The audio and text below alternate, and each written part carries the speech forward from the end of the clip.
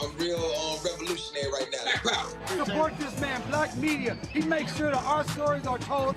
Thank Thank you for being the voice of Black America, Roland. Stay black. I love y'all. All momentum we have now, we have to keep this going. The video looks phenomenal. See, there's a difference between Black Star Network and Black-owned media and something like CNN. You can't be Black-owned media and be scared. It's time to be smart. Bring your eyeballs home. You dig?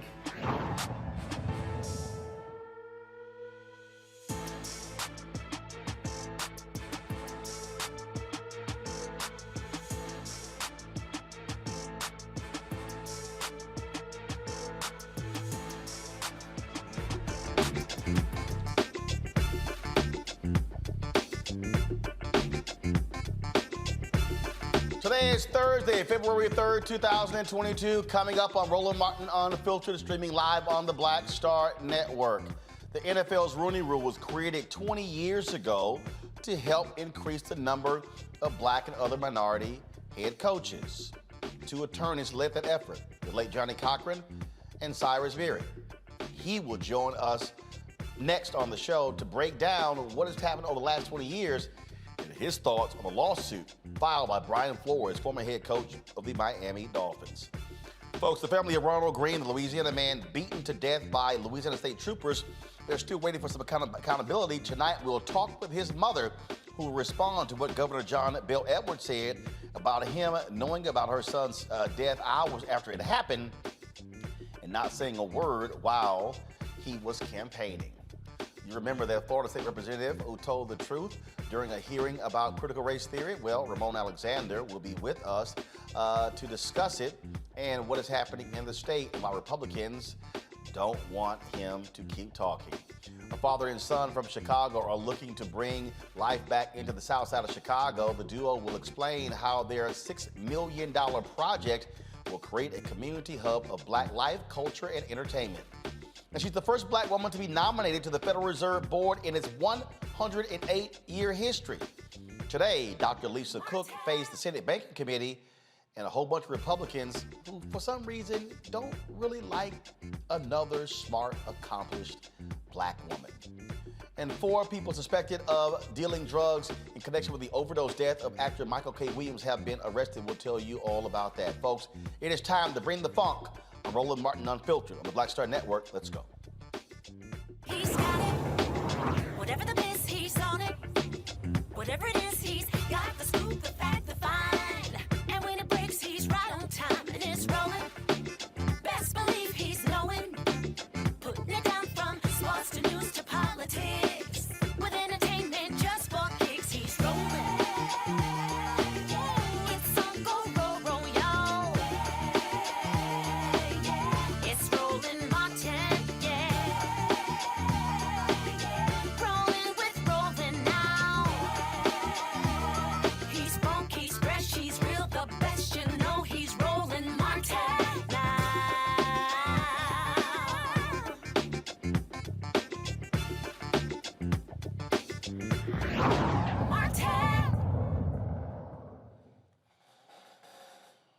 All right, folks, welcome to Roland Martin Unfiltered. Former NFL head coach Brian Flores' legal fight against the National Football League has yet again shown light on the league's controversial Rooney Rule. The rule was adopted 20 years ago. It was proposed 20 years ago when attorneys Johnny Cochran and Cyrus Mehri threatened to sue the NFL over the lack of Black and other minority head coaches. But not just head coaches, but also candidates in other executive positions. Now, over the years, there have been some changes, some modifications, and people believe things were getting better. But not really. Flores laid it all out in a 58-page lawsuit that has many people questioning whether the NFL and its 32 owners who own the league and control it are truly committed to diversity. Joining us right now is Cyrus Mehri. Cyrus, glad to have you on Roland Martin Unfiltered. Great to be on, Roland, and to talk to your audience and all the great work that you keep shedding light on. So I appreciate it. So, man, let's get right to this. First and foremost, were you shocked when you saw that Brian Flores, who is still up for a couple of jobs, not feel the Houston Texans job and the New Orleans Saints job, that he would just move forward and drop this lawsuit on the NFL? Well, I just have to say that he's a courageous person. He's a stand-up person. And when he did this, that kind of sends shockwaves. But as a young coach, a superstar coach with a great career ahead of him, this was a true act of courage. But it didn't surprise me because the frustration levels have increased year after year the last few years. And so sooner or later, something like this was going to happen. To me, it seems almost inevitable based on what's happened the last few years. The point that you just made there, I think, is important. The frustration. That was what led to you and Johnny Cochran threatening to sue the NFL. Take us back to that. What happened there? How did you all arrive at that point? How did the two of you connect even on that? Well, Johnny and I have been working on a lot of cases, but on that MLK Day 2002, I opened up the paper like I normally do, starting with the sports section, and I just had it. Coach Dungy, who turned around the Tampa Bay Buccaneers, fired. A week earlier, Dennis Green, who was spectacular with the Minnesota Vikings, fired. And I said, I'm just going to take my civil rights skills and use statistics to show a double standard. And Johnny and I teamed up to create what became Black Coaches in the NFL, Superior Performance, Inferior Opportunities, a plight that so many Black executives, professionals, and so forth have seen over the years. And we just said, you know what, we're going to put a spotlight on it. And little did we know it would become such a catalyst for change. And that we specifically asked for, let's break down racial barriers and biases by getting Black candidates in the interview room where they can show what they have to offer and to kind of change the hiring cycle so people aren't just focused on one particular person, but casting a wide net and an inclusive process. And it led to spectacular results. But it has backslided, and I have a very strong feelings about why that happened. And when you talk about that backsliding, first of all, it was expanded. Now, first of all, before we even get to that, you also co-founded with others the Fritz Pollard Alliance, which was designed to oversee this, to work with the league. Every single year when these hiring decisions come around, the questions get asked and people come back to them and they go, man, we thought it was getting better, we hoped it was getting better, and then it's sort of the same thing as well. And I keep reminding people, when you talk about the NFL, remember, Roger Goodell, forget the fact that he gets paid $50 million. He is an employee of the 32 owners. The 32 owners, they're the ones who own and control this $15 billion annual enterprise. Well, let me say the Fritz Pollard Alliance built a great relationship with the league office and infrastructure around the rule. It's probably the only civil rights group within Major League Sports of minority coaches, front office, scouting personnel, and even game day officials. And we provide the league ready lists and who people that are capable. And at one point in time, we had 8 minority head coaches and close to that and general managers. We had Tony Dungy and Lovie Smith break the barrier and become the first Super Bowl head coaches. We had 10 Super Bowls with a minority head coach or general manager. We had efforts to enhance the Rooney Rule, and the league offices was always there. But you are 100% correct. In the end of the day, it's the decision-making of 32 owners. And that's where the decisions are ultimately made. And, what they do is, look, first of all, these folks have other businesses. I would dare say, Mark Davis with the Raiders is probably one of the few where this is the primary business. They own other things. I mean, Stephen Ross, he owns companies in New York with the Dolphins. We can go on and on and on. And so in many ways, this is a plaything for these owners. So what do? They hire team presidents. They hire a head of player personnel. They hire general managers. Typically, those are white men. And we can go down the line. And so then we talk about how many coaches in the NFL are related to other coaches in some way. That exists as well. And so it's very familiar. Then what happens is like, oh, I'm comfortable with that guy. I know him well. So when I get hired as GM, I'm going to hire him as head coach. Well, what often happens is the Black coaches don't have those relationships. When you talk about the Rooney Rule, it's very interesting. It was named after the owner of the Pittsburgh Steelers. Well, they are a perfect example. Mike Tomlin right now is the longest tenured head coach, I believe. Second longest. Second longest behind Bill Belichick, 17 years. People forget Mike Tomlin was not on the original list. He was brought in as a result of the Rooney Rule, and they were wowed by him. That's how he got the head coaching job. In fact, there were a couple of other white candidates who were pissed off that he actually got hired, and they bolted because they were upset that he wasn't one of the original finalists. He was brought in later, but that was the whole point of the rule. You give somebody a shot who you ordinarily wouldn't talk to just to give them a shot. Now it's turned into, man, let me just bring somebody in, get him out of the way. Right. Well, this goes to whether you're going to do the rule in a good faith manner, right? And Dan Rooney showed how it could be done. You cast a wide net, you look at people that were otherwise overlooked, and a lot of teams have done that, but it's not consistent. And a lot of times people are doing this as a check the box, not really saying, hey, I want to win a championship. I want to get the best to win a championship. I'm not trying to win a press conference. I'm trying to get to the Super Bowl. And if you take that approach, you're going to be intent, and you're going to cast a wide net, and you're going to be serious about the interviews. But, Roland, discrimination, as you all know, is a tenacious foe. I've been fighting it from company after company, industry after industry, and you touched on it. One way it comes out is in-group favoritism, hiring the person that's most like you as a decision maker, instead of thinking, hey, what other kind of skill sets or qualities that might really make this person most successful. There's the one thing I'm worried about that might be a phenomena here is looking at it. It's not me, but what are the fans going to like the most? Is this person going to fit the mold of what people expect as a head coach, as opposed to, hey, is this person going to inspire the players and get the best results? So it creeps in. That's why we need to have the interventions. But this is where things went wrong here.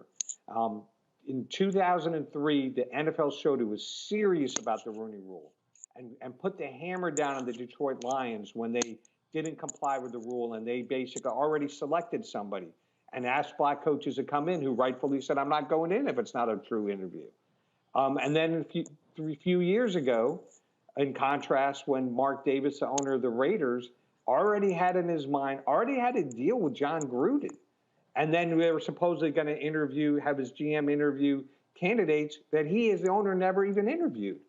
And we said, as a Fritz Pollard Alliance, and I'm no longer running the Fritz Pollard Alliance, so I'm speaking as a private citizen, said, let's put the hammer down. They crossed the line.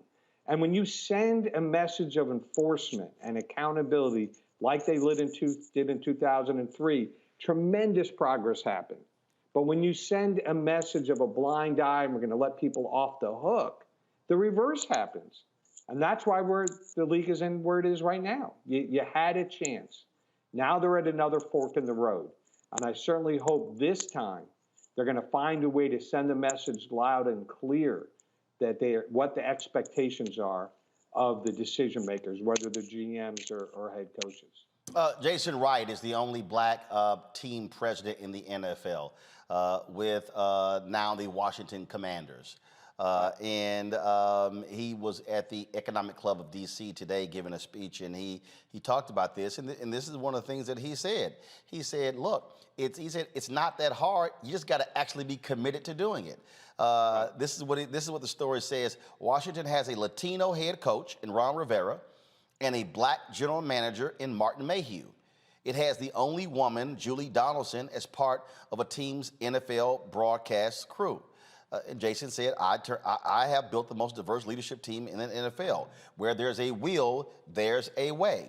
He said that's what it is. And so at the end of the day, this isn't about, if you start asking how do these things change, the way this thing changes is if you have these 32 owners, 31 who are white, one is Pakistani American, Shahid Khan, the owner of the Jacksonville Jaguars, who simply says, enough is enough.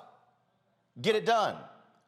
But they're not doing it because what you have is, this sort of reminds me, Cyrus, this sort of reminds me of company CEOs that say, we're committed to diversity. And the underlings go, that's bullshit. I'm not wasting my time. The best example I can think of was Al Newharth. Al Newharth was the CEO of Gannett, and Gannett owned USA Today. And Al Newharth said, I'm going to tie diversity to your check, to your bonus. And he said, if there's anybody in this company that has a problem with our commitment to diversity, you can leave. And there were people who came to him complaining, and he said, you are more than welcome to go find a job elsewhere. And there were people who left, and he said, tough. Gannett became the leading media company in America when it came to diversity. And here's what ended up happening. Knight Ridder, a competitor, said, damn, we're gonna lose our minority talent. We've got to commit to diversity. Cox said, oh my God, Cox Media, we're gonna lose our talent. We gotta do it. Times Mirror. All of a sudden, the other media companies, because of what Al Newharth said, and that's how you got black general managers at TV stations, black top editors at newspapers. It's how you got black folks as editorial page editors, because the CEO said, I don't want to hear it, get it done, or you're out. Well, you're completely right, Roland, and I've seen it. I did that same kind of reforms in my settlements with Coca-Cola, Texaco, Morgan Stanley, that if you really want to create equal opportunity, you have to link compensation to performance in that arena in a meaningful way. And an interesting paradox that we're at the moment. The NFL, unprompted by me at least, came up with the idea of we're going to tie developing minority talent who become head coaches and GMs and reward the number one currency in the NFL, draft choices, to those teams who develop people who become. And that's a great way to break down some barriers that might happen subtly about who's included or not included when you're developing the game plan for this Sunday and that kind of thing. But even with all these reforms, we went backwards on the head coach side. I believe because the message of either positive forms of accountability, like what happened with the Lions, or a negative message like what happened with the Raiders, is even more powerful than these reforms and adjustments that have been made the last couple of years. You read the 58-page lawsuit by Brian Flores. Your thoughts about it? Yes. Well, again, I admire Coach Flores for his courage. He has raised some serious allegations. I mean, obviously, the Bill Belichick text messages gives a lot of credibility to what he said, that they had made a decision to go a different direction before he was brought in for the interview. If that's true, that is definitely a violation of the Rooney Rule that should be seriously looked at. But as someone who's on the front lines of doing civil rights cases, I can just tell you, every time someone steps forward, they're the underdog. The law is stacked against civil rights plaintiffs. Unfortunately, thanks to our Supreme Court, they've done that. And as you know, Roland, you and I have talked about it. There needs to be strengthening of the civil rights laws, and I fortunately wrote an article that has led to a way to strengthen one of the key statutes, Section 1981. But it's an uphill battle. There's no doubt that's going to be tough for the Coach Flores and his team. All right.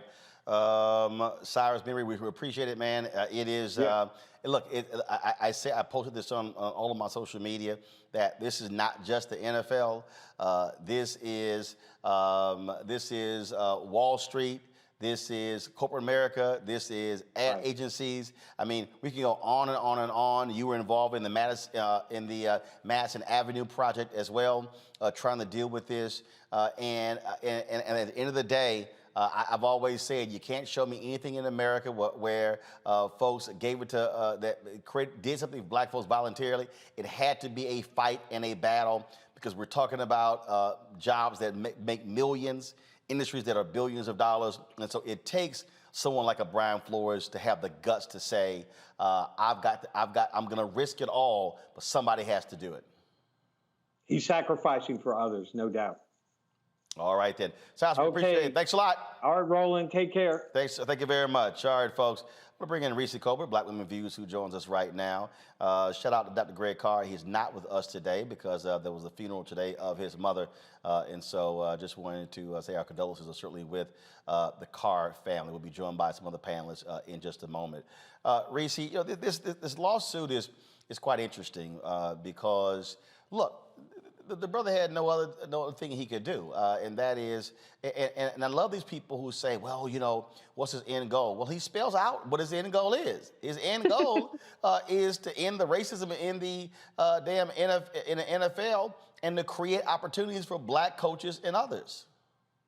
Absolutely. I think he's doing an amazing job of exposing the fact that this is not a meritocracy. It's about who you know and how well you know them. I think, Roland, as you pointed out, there's a social aspect to it that really disadvantages black candidates. And this isn't just an NFL thing. I've experienced this same type of activities in corporate America, where they have a similar rule where you have to interview a minority, a woman, for manager positions. And so what ends up happening is they sit up there and they trot out the blacks into these interviews. And I've seen them interview people that are clearly not qualified for it, I mean, high level management positions, and they don't have anywhere the amount of experience, but that's a person who applied and they have to check the box.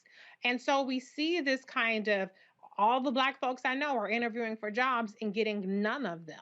And that's of varying levels of qualifications. And so this is not just a scam that the NFL pulls. This is happening across the country, wherever you have diversity and inclusion metrics. And so it's important to expose not only just how detrimental it is in terms of actually getting the most qualified candidate in there, but how detrimental it is to the mental health and to the esteem of people who are wasting their time being interviewed for a check the box exercise. It's unfair on so many levels.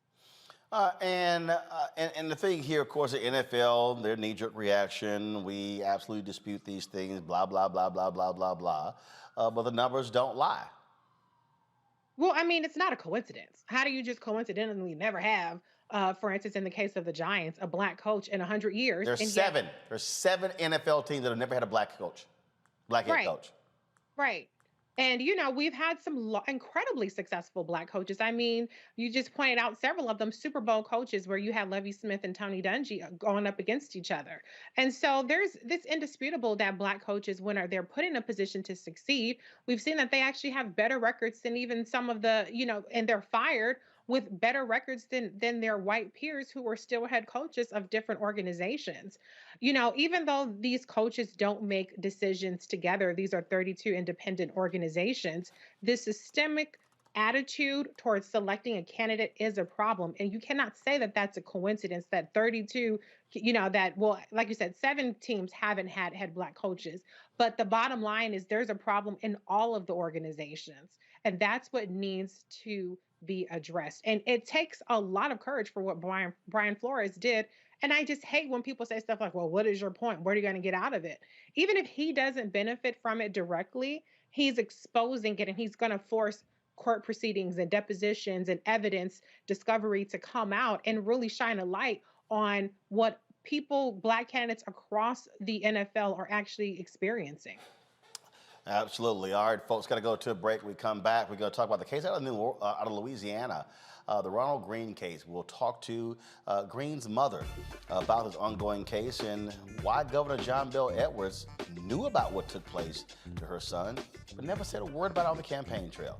You're watching Roland Martin Unfiltered right here on the Black Star Network.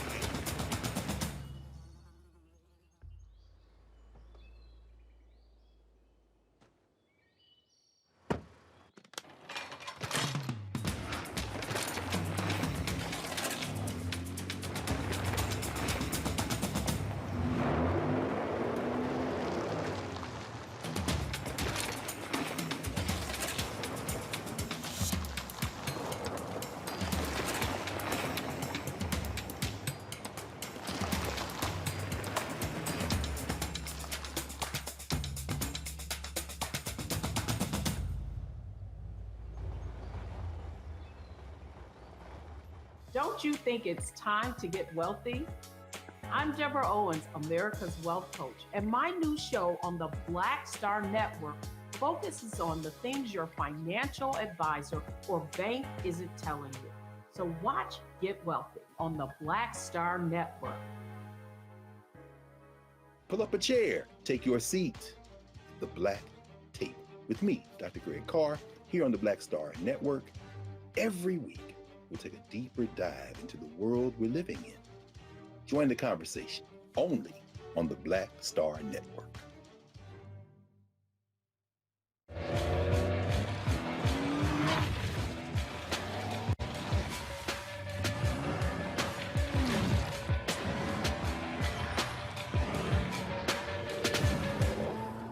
Hi, this is Essence Atkins. Hey, I'm Deion Cole from Blackish. Hey everybody, this is your man Fred Hammond, and you're watching Roland Martin, my man, Unfiltered.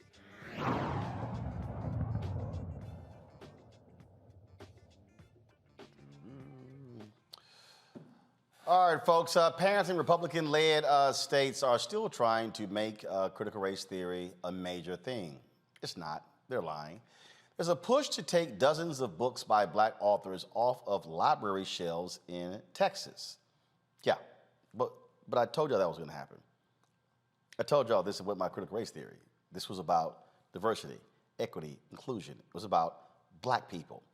In Florida, Governor Ron DeSantis is pushing the Stop Woke Act to protect white people from being uncomfortable having conversations about these topics in Florida, not just in state institutions, but private businesses. Well, last week, Florida State Representative Ramon Alexander gave an impassioned speech about the lies as well as false narrative that Republicans are pushing surrounding the teaching of critical race theory in schools. He joins us right now on Roland Martin Unfiltered. Representative Alexander, glad to have you on the show. It's great to be here. So a lot of people have commented on your video. They've seen it. They've been talking about it.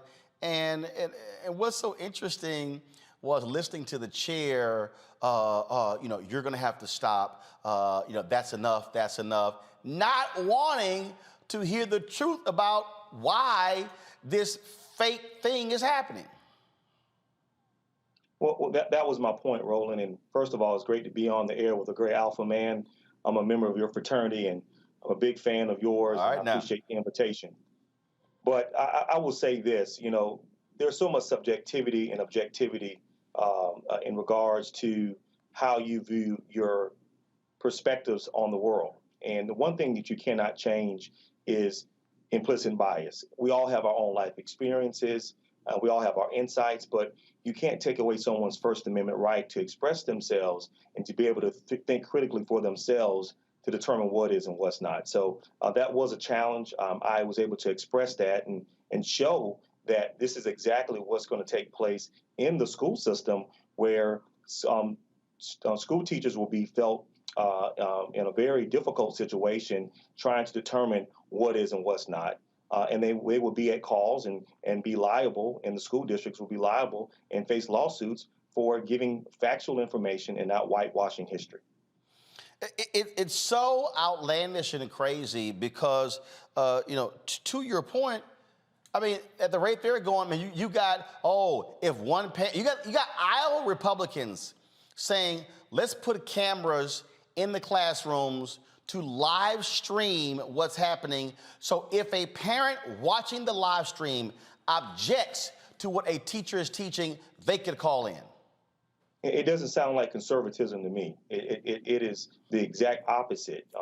There's a certain role for government in regards to making sure that our future has the opportunity to be exposed to a wide range of content, to be able to critically think for themselves. That is not the role of government. I call it fake conservatism. They continue these tactics, these boogeyman tactics, to distract away from real issues. Right here in the state of Florida, Roland, 3.4 million households in Florida are asset limited, income constrained, and they are employed. They are living paycheck to paycheck. And then when you look at the poverty index, there's another 33% of Floridians that are living at below level than being asset limited, income constrained, and employed. And so when you look at that, and you look at the 67 counties in Florida, Roland, 29 of those counties are financially constrained. 28 of those 29 counties, they vote Republican every single time. They vote for Donald Trump. They vote for Ron DeSantis. And so what they're utilizing as a tool is race to distract them from the broader issues that are impacting their quality of life every single day.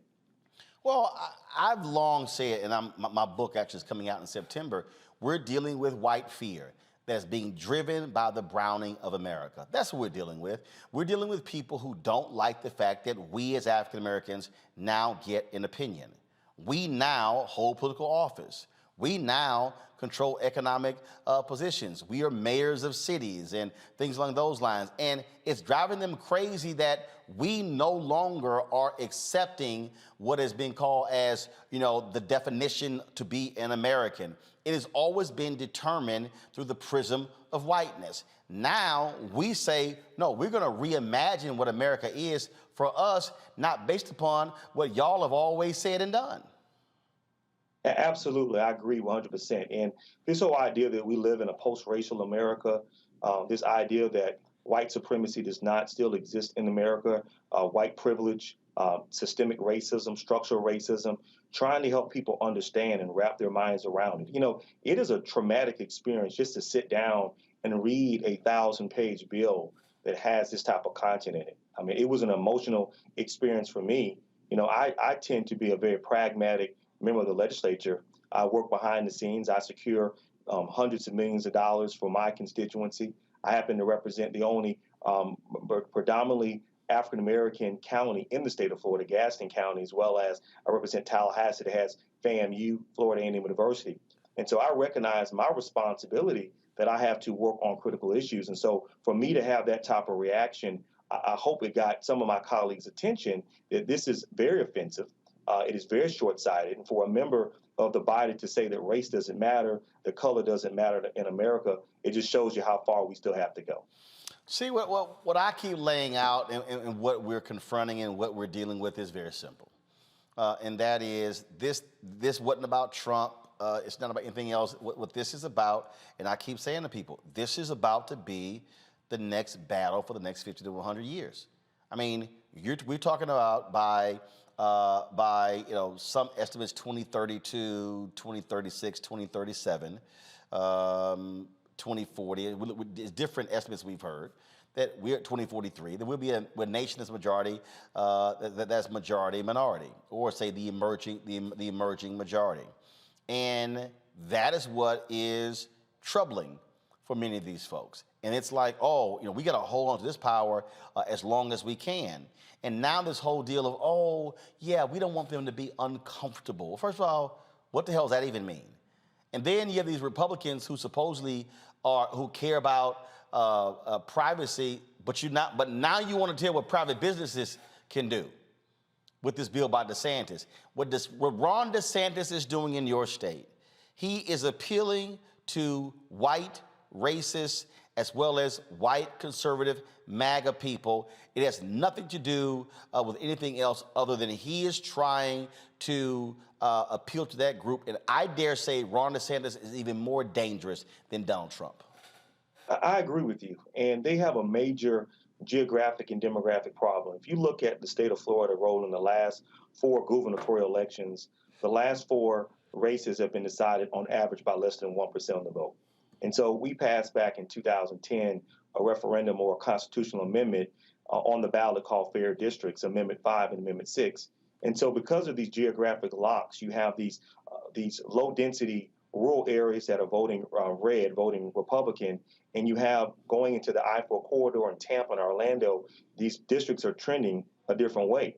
And so they have a major problem on their hand, and the only way they can keep their constituency together, as you said, is using race as a tool to distract from the real issues. I called it the third and final period of redemption. You go back to Jim Crow, or you go back to Reconstruction, and I know you're a historical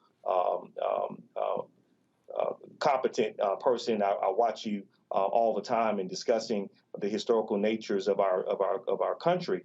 But I call it the third and final period of redemption. And it's going to be our responsibility to really talk to the issues that are impacting our state every single day.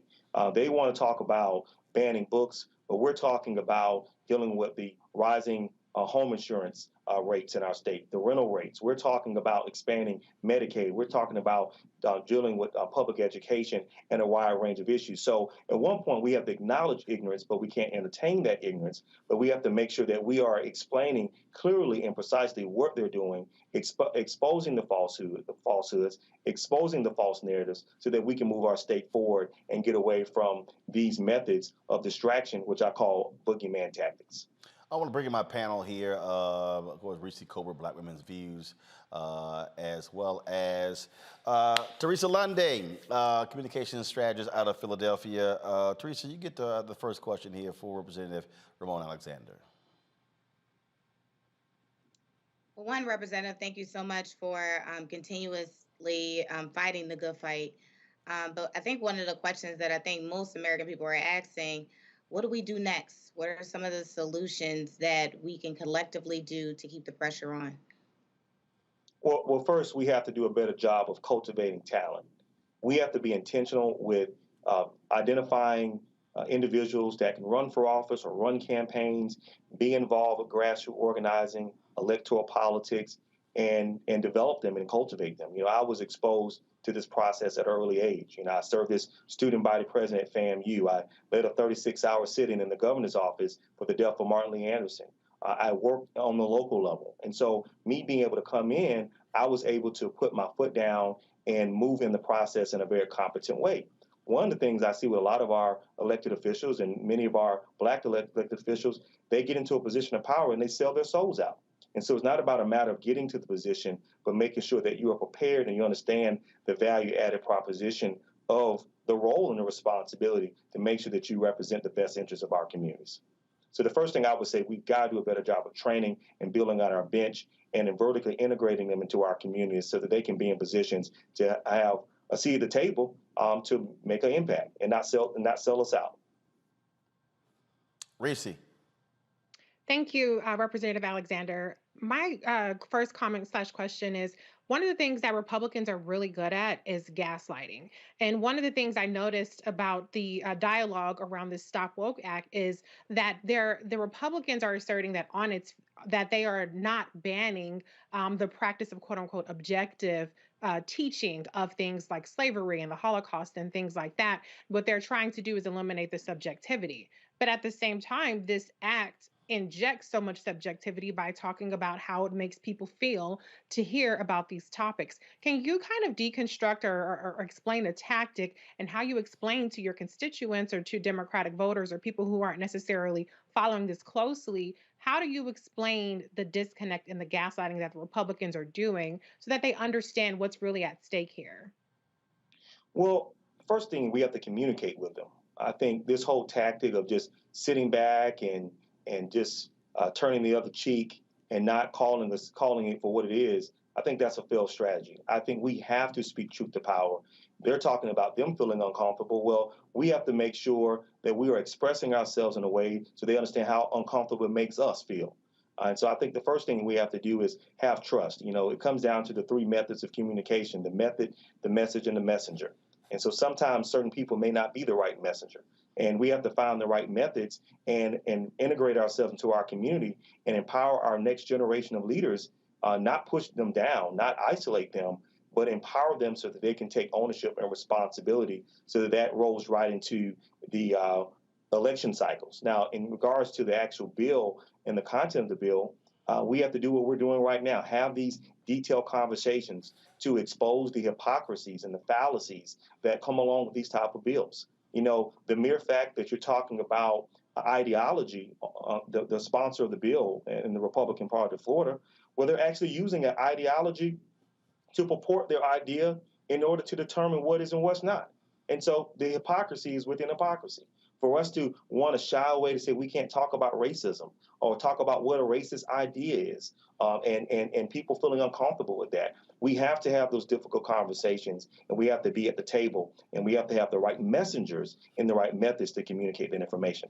And credibility is important. If you're out doing one thing and saying another thing, you don't have credibility with your constituencies. I have credibility with my constituencies because I walk the walk and I talk the talk. All right, then. Representative Alexander, we certainly appreciate it, man. Thanks a bunch. Keep swinging. We got to have folks in the fight. But that's what alphas. 06, brother. That's what alphas do. 06. I appreciate it. Thanks a bunch. All right, folks. Going to a break. When we come back, we're going to talk about, of course, a case out of Louisiana, Ronald Greene. Just unbelievable case, folks, where the state troopers just did this brother wrong.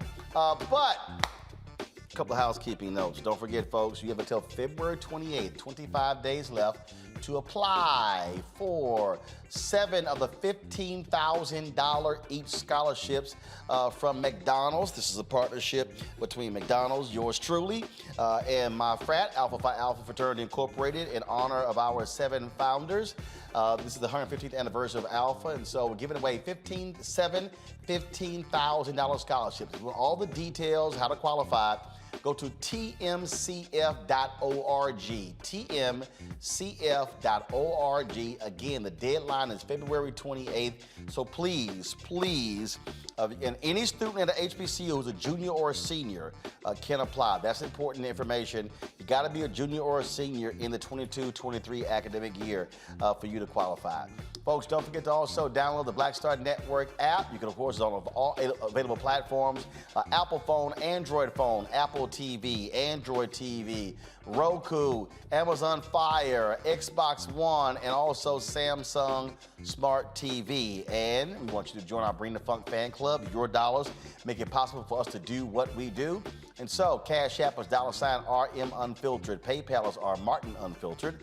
Venmo is RM Unfiltered. Zelle is Roland@RolandSMartin.com. Roland@RolandMartinUnfiltered.com. Folks, I'll be back in a moment.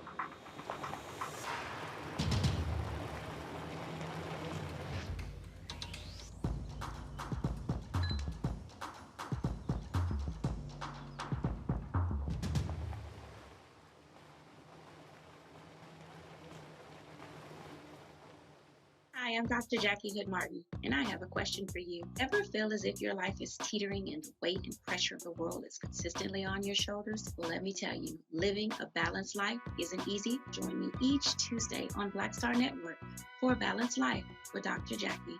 We'll laugh together, cry together, pull ourselves together, and cheer each other on. So join me for new shows each Tuesday on Black Star Network, A Balanced Life with Dr. Jackie. We're all impacted by the culture, whether we know it or not. From politics to music and entertainment, it's a huge part of our lives, and we're going to talk about it every day right here on The Culture with me, Faraji Muhammad, only on the Black Star Network. It's time to be smart. Roland Martin's doing this every day. Oh, no punches! Thank you, Roland Martin, for always giving voice to the issues. Look for Roland Martin in the whirlwind, to quote Marcus Garvey again. The video looks phenomenal, so I'm really excited to see it on my big screen. Support this man, Black Media. He makes sure that our stories are told. See, this difference between Black Star Network and Black-owned media and something like CNN. I got to defer to the brilliance of Dr. Carr and to the brilliance of the Black Star Network. I am rolling with Roland all the way. Honored to be on a show that you own. A black man owns the show. Folks, Black Star Network is here. I'm real revolutionary right now. Roland was amazing on there. Stay black. I love y'all. I can't commend you enough about this platform that you've created for us to be able to share who we are, what we're doing in the world, and the impact that we're having. Let's be smart. Bring your eyeballs home. You can't be Black-owned media and be scared. You dig?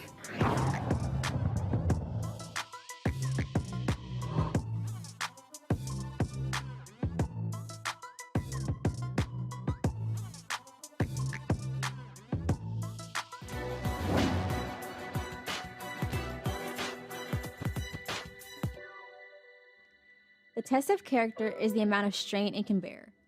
Lawyer and civil rights activist Charles Hamilton Houston.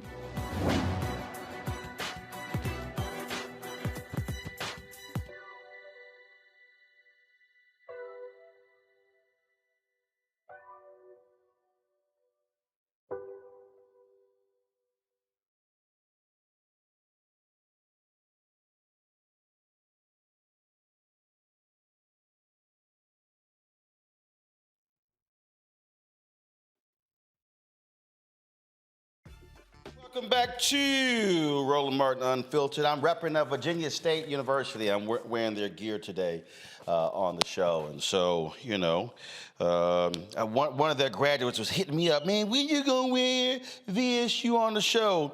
And then gonna try to tag in the university president, my frat brother, trying to force me. He was like, well, calm down. Roland got our gear. And so I want to go ahead and rep their gear today on the show. So, let me show y'all the back of the jacket. So that's the back right there. So I want to go ahead and show y'all that. So yes, always representing. So y'all know how it is.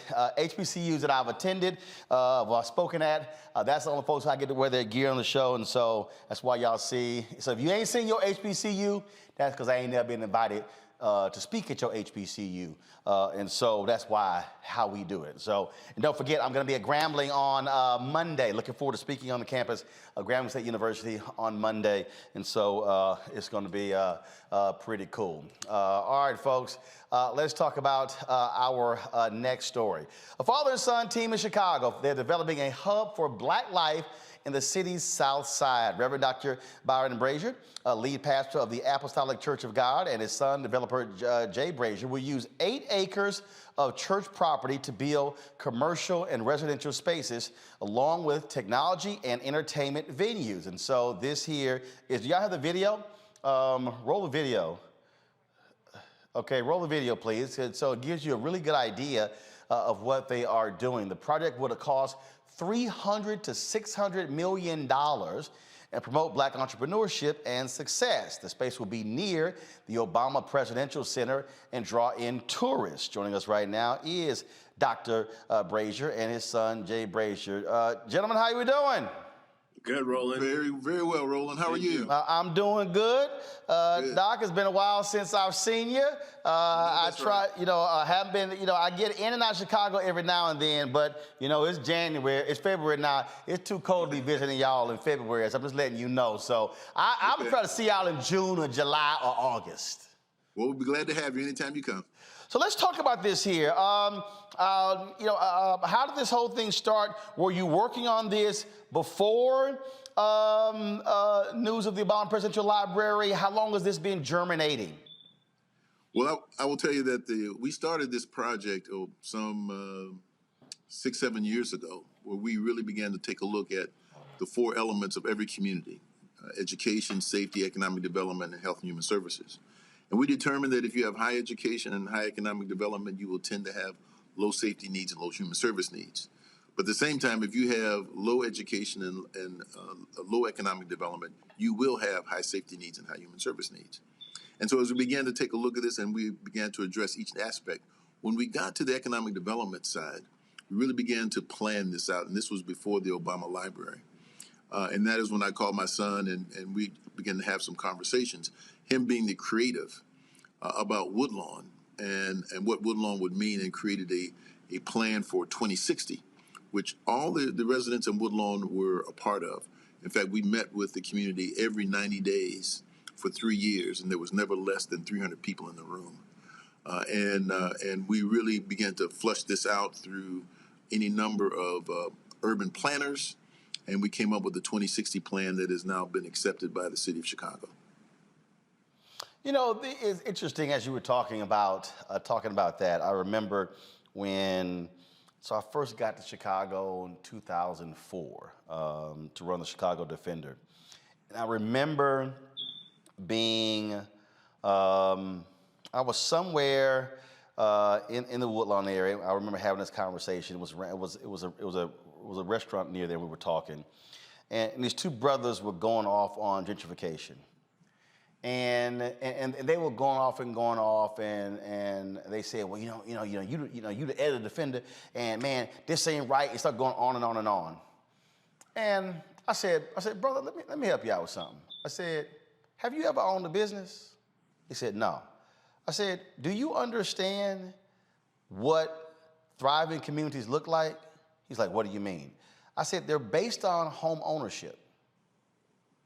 I said, when you own a business, you're looking not for transient folks, you're looking for folks who are going to have roots there. So we began to talk, and he was, really upset. I said, do you own where you live? No. I said, that means you have no power. He goes, yeah, but I'm paying rent. I said, no. The person who owns the home has power. You just paying rent. And he was a little upset by that. I said, if we want to change the condition of our communities, bruh, you can't have people who are largely renters.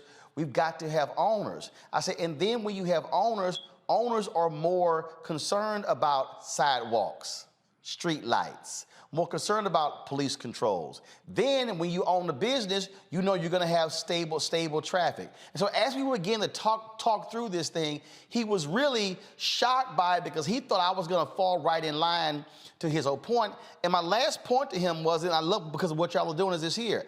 I'm not interested in having a conversation about white folks buying up land in black neighborhoods when we can buy the land ourselves.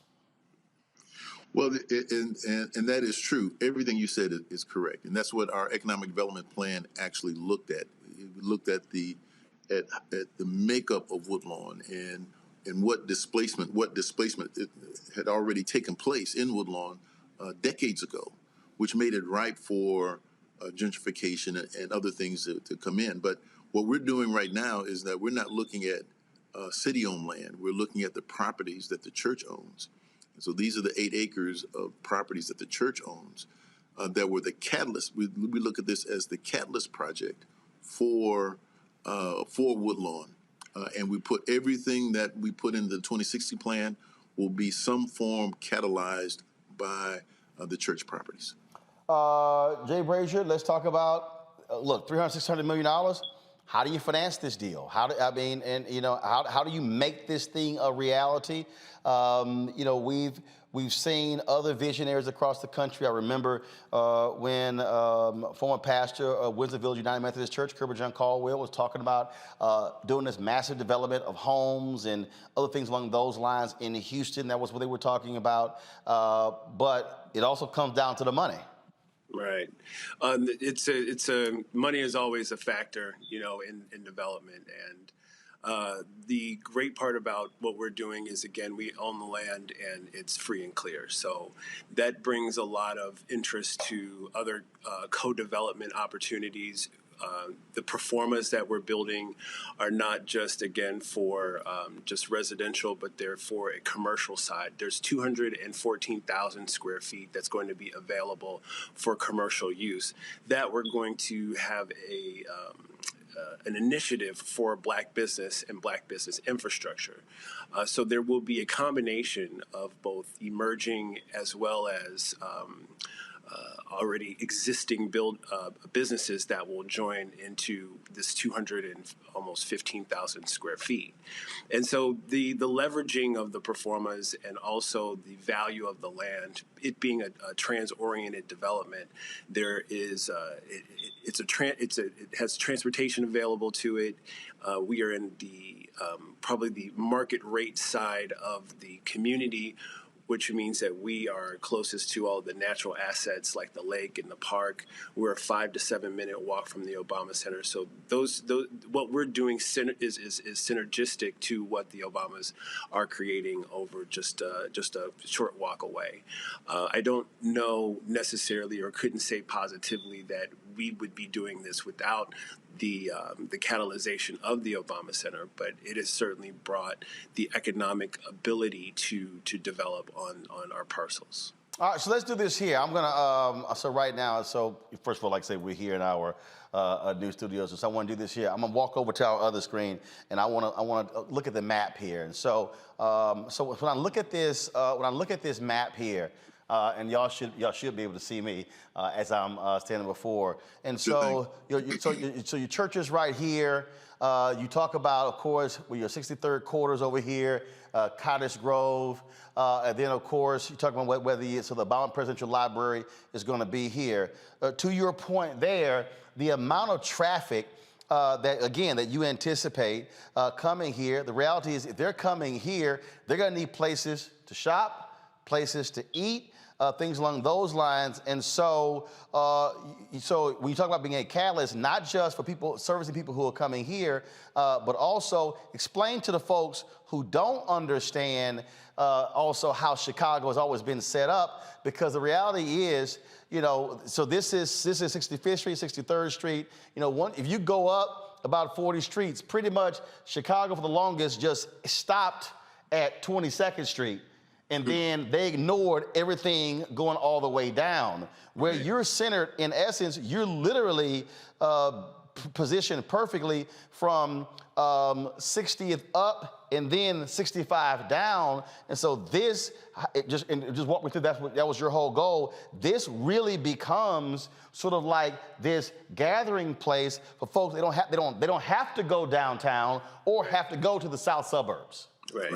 And so the 2060 plan, Roland, is as this is a catalyst, it is to go west from Stony Island to State Street. And that's, upward to King Drive, which is where the border of Woodlawn meets Washington Park. And Chicago, you can't go east. Right. Everybody watching, I just want y'all to know, this is east. This is Lake Michigan. Right. Right.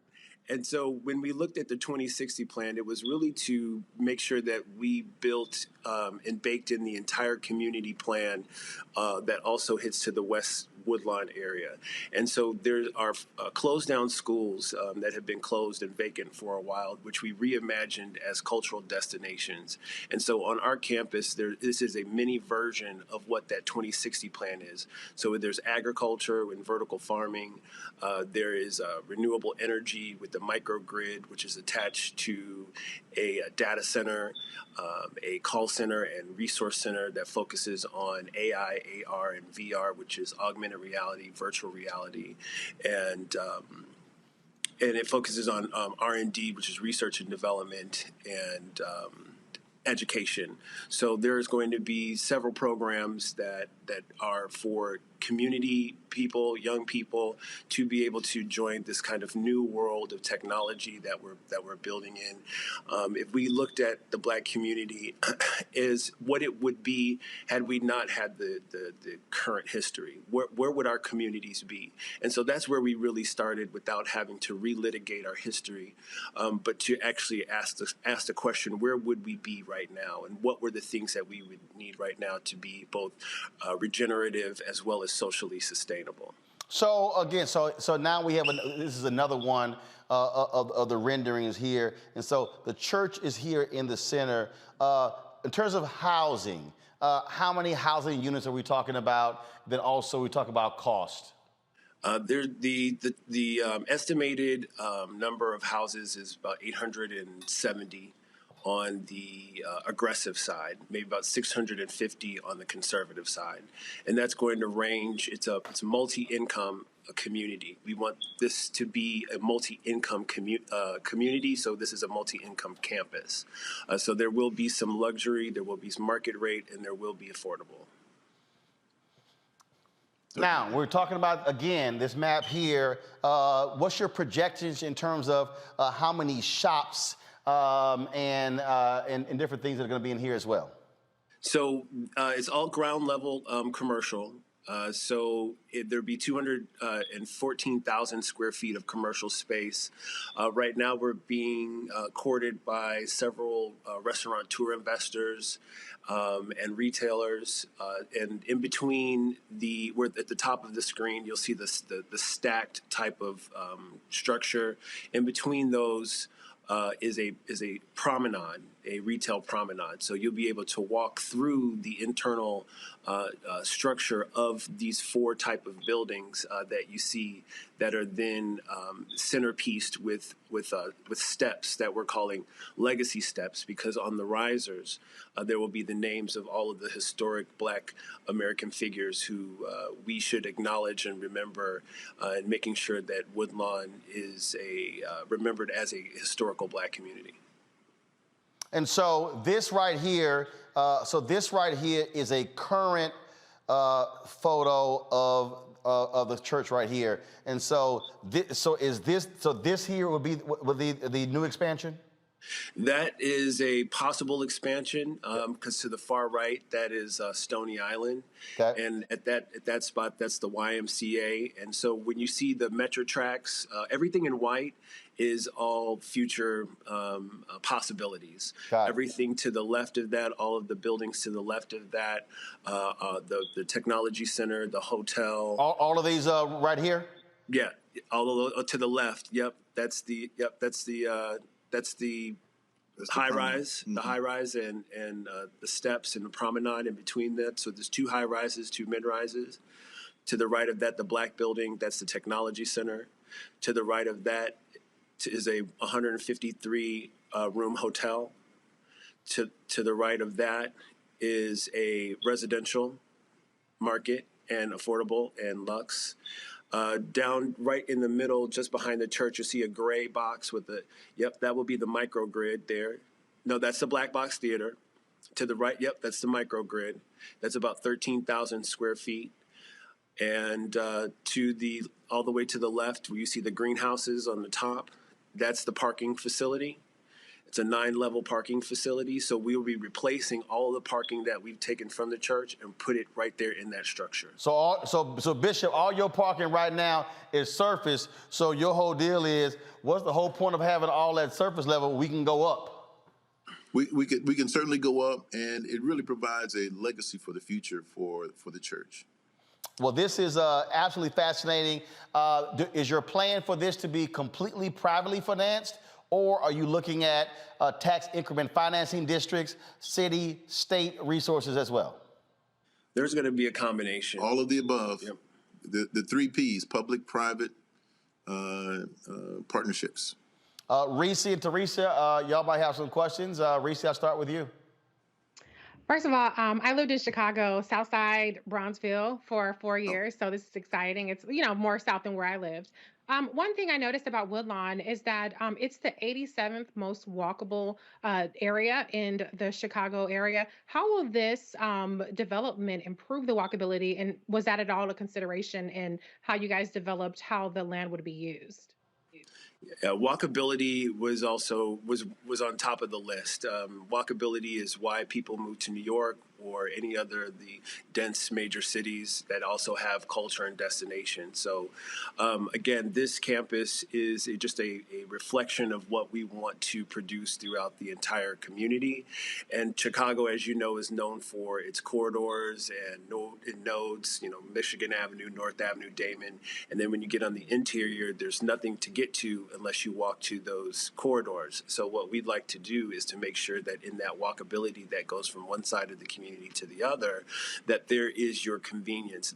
Right down the street, right next door, there's your cleaners. Next door to that is your favorite restaurant, or things that make living in urban areas more convenient. We want to make sure that we create that and get that score of walkability up. And I think that becomes the attraction to incoming residents as well as the existing residents. Well, I really again, looking at this rendering here, the available open space, because, and when I left Chicago 2010. When I went back, I remember when I was there, it was all the building, all the construction that was going on. And you would go downtown, and after all that construction, they had all of these open plazas where people could actually come and sit. And again, and I lived downtown. I lived at right across from Weber Grill, State and Grand. And part of the problem, the point that Reese was just talking about, if you lived on the South Side, if you wanted this experience, you literally had to come all the way downtown, which now meant that your money left the south side of Chicago. It left Woodlawn. It left Bronzeville.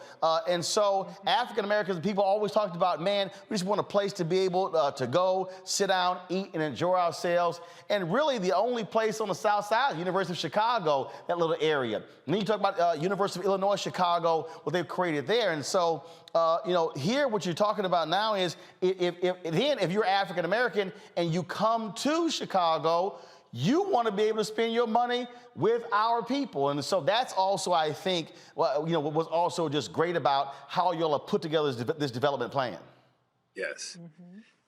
That's exactly correct. And we're looking for this to be a place of destination. And clearly the church is in the middle of it. We do want to address the things that deal with our communities.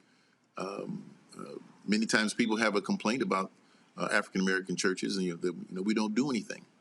And then when we do a lot, and then there's still some complaint.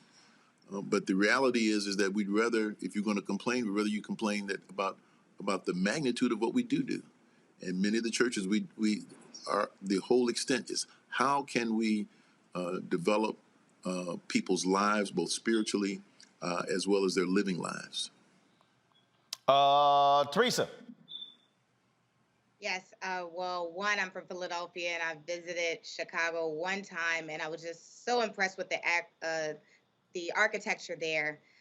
So one, kudos to you guys. I think, you know, Doctor, you already hit it right on the nose about the community and the impact that you guys are going to have surrounding that with this project. So I'm just very curious about how the response to the community is. Are they welcoming? Are you guys having any pitfalls?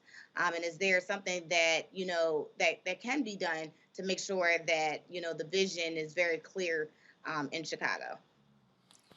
Well, let me say that my father, who was the pastor for 48 years, beginning in 1960, really laid out the legacy that dealt with education, safety, and economic development, and was by him, you know, with him being a convener of the community, put together 17 different developments that are still in existence across the community. And what we're doing is we're taking the land that we have, and we have talked through this with the community from an economic development standpoint, going back 5 to 7 years, creating the 2060 plan, and now that we're saying this is the catalyst for what we've already agreed to. We've had very little pushback from both either on the public side, whether it be an elected official, or from the community side. We've had very little. In fact, it's expected that here's what we're going to do to put our money where our mouth is. Here's what we say we want the developers to do. But instead, we're saying here's what a community should do. And we're the community, and we should have our own plan, not a developer's plan. We should have our own plan, which we created, and now this is the catalyst for that. So it has gone on extremely well. I'm sorry. Go ahead. I'm looking at so in Philly we probably have 3 mega churches with a lot of property, right? And outside of the church, I think it just expands. Like this project in particular just expands on what they can do. So, you know, I'm hoping you guys, you know, get this going and get it running. And then please come over here to Philadelphia and do some consultation. We certainly hoped and planned that this would be a national model and a faith-based driven model for those churches who do own swaths of land, because you can't sell the land and then also help the community. That's right. So here's an idea of where we can reimagine Black American culture, create a Black American destination like a Chinatown or Ukrainian Village or Little Italy. These same types of culture that get monetized for specific support in their community that really leads to good education, good safety, good economic development. We can have that too. And we are global influencers, so there's not very much that we haven't influenced in the world. So we should certainly be able to utilize that influence and monetize monetize it for ourselves and distribute it for ourselves as well. Now I'm looking at y'all rendering right here. Let's just make sure y'all got your own snowplow people. In case the city don't clear that street off fast enough. That's a lot of snow on the ground there. Last question, when do y'all hope to break ground? 2023. And for some people, that's very aggressive, but we've been at this since 2019. So we look to break ground in 2023, and we'd like to be finished at least 90% by 2026. All right, then. Well, look, this is, the renderings are fascinating. I can't wait. And also, I can't wait for us to actually bring Roland Martin Unfiltered on one of those warm, sunny days. I ain't coming when it's cold. So we could be on that plaza, outdoors, doing a broadcast from the location there. So congratulations. This is absolutely fascinating. And it's one of the things that we talk about all the time on this show. We talk about economics. And so, and again, there are a lot of people out there and people hit me up, man, when did you talk about reparations? And I'm like, look, that's still asking somebody to vote on something. And again, there are people who are fighting for that. I applaud them. But I'm talking about right now. And what y'all are doing, you ain't waiting for anybody else. You own the land. You're developing the land. We talk about it all the time, getting our own real estate. Same thing. People like, oh, man, I wish you can get a show on MSNBC or CNN. No, thank you. I own this. And so I'm like, we ain't got to ask nobody. I've had people already come by who want to sit here. Anthony, I'm walking over here. People who have already come by and they want to sit here and they want to use our facility. They want to rent it out. Can we do productions as well? And that's the only way we change the game, when we own versus asking somebody else, can I? Right. Well, look, I appreciate it. And of course, your dad, I'm sure if he's an ancestor now, but if he was still with us, he'd probably be saying, 2023, why y'all taking so long? Why can't you just start this year? Well, I'll leave you with this. Mike Flager sent me a note after he saw the announcement. And he said, Doc, congratulations. And the one thing I told him, I said, I had a great father and I have a great son. And the Lord has blessed us down through the years. There you go. Gentlemen, I appreciate it. Thanks a bunch. And we'll see you soon when it's warm. When it's warm. All right, Roland. I appreciate it. Thanks a bunch. Thank you. All right, y'all. Got to go to a break. We'll be back. The mother of Ronald Greene is going to join us tomorrow. The meeting in Louisiana ran late. She's going to join us tomorrow. And remember the trooper, the brother who was the whistleblower? Well, that brother has been fired by the state. He will join us tomorrow as well. Y'all don't want to miss Roland Martin Unfiltered tomorrow. See, I see. This is why y'all gotta support this show. Why you have to support, our panelists on here. Why you gotta support the shows that we launched. Because let me just say it right now: Bloomberg, CNBC, Fox Business, they're not gonna have that conversation on their networks, and they're not gonna give that much time to them on their networks. And so that's why we have to support our own. That's why we build our own. And so again, we need y'all downloading the Black Star Network app. We need to be hit. We have 800, and let me check right now. What's the last number? We have 824,385 subscribers on our YouTube channel. We should have 824,000 folks who have downloaded the Black Star Network app. Let me say it again. We cannot keep talking about having our own. We cannot keep talking about we need to build our own. We can't keep talking about, if we had our own. Anthony, switch to this camera because that thing is covering the camera up. You don't see that black piece? Yeah, switch this right here. We can't keep talking about that We got to be about that. And so this is why we are doing what we're doing. This is why we are building this. This is why we had these conversations. I was literally on the phone with a major corporation before the show who wants to partner with us. And I said, look, I'm not interested in talking about how we can buy more of your products. What I want to be driving to our audience is how we are benefiting, how you are an economic accelerator for the Black community. And they were blown away because they said, no one has never really talked about it in that way. And so that's why we feature the segments that we feature on the show. That's why you see, that's why we have a Nagast, a black-owned footwear company out of Atlanta on the show. That's why we have Marketplace segment on Tuesdays where we're talking to Black business owners. That's why we have a Tech Talk. We're talking to African Americans who are in technology as well. What we're trying to do is, I'm not interested in the same bullshit we've been talking about. I'm tired of hearing, let me just go ahead and say it.